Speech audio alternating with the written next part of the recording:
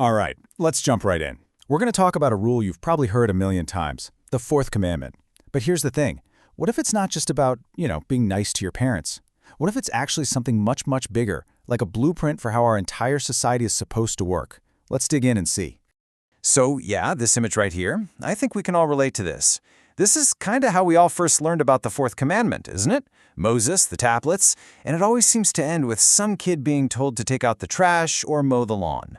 Honor your father and mother. For most of us, that just meant, well, do what you're told. Do your chores. Seems pretty straightforward. But what if that's just scratching the surface? What if this simple rule is actually hiding a massive idea about how all we fit together, not just in our families, but in our towns, our communities, our entire country? To see that bigger picture, we have to go beyond just honor your parents. We have to unpack a really fascinating concept called the order of charity. Now, the source material we're looking at here says something really interesting.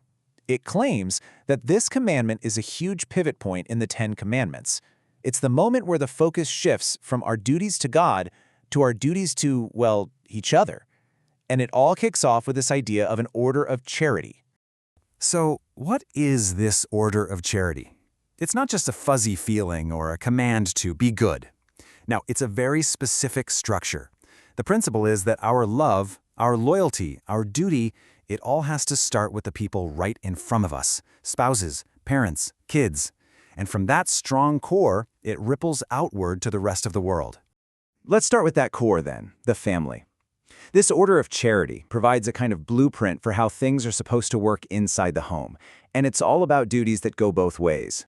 And this is absolutely crucial. It is not a one-way street. The source makes it really clear that this is a system of mutual responsibility. For kids, yeah, it means showing respect out of gratitude, listening because it's for your own good, and helping your parents when they get older. But look at the other side. Parents have huge duties too. To educate their kids, to provide discipline that builds character, and maybe most importantly, to be a good example themselves. And the bedrock holding this whole family structure up? According to the source, it's the relationship between the parents.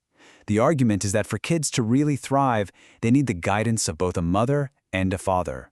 A healthy, stable marriage is presented as essential for a child's emotional well-being.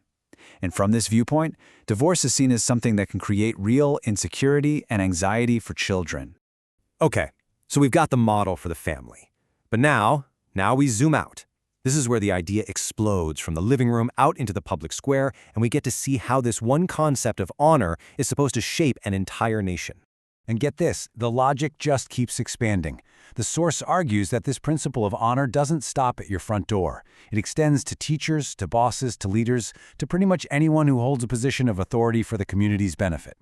And because the family is seen as that foundational cell of society, the state or the government has a massive duty to protect it. It's not supposed to be passive. This means the political community should actively support stable marriages, protect a parent's right to raise their kids their way, and ensure a safe and healthy environment for everyone. So what this all builds up to is a kind of social contract. And you'll see it looks a lot like the family duties we just talked about. On one hand, you've got the citizens' responsibilities. Chip in for the common good, pay your taxes, vote, follow fair laws. And on the other hand, you've got the state's responsibilities. Serve that common good, respect everyone's fundamental rights, and, treat every single person with dignity.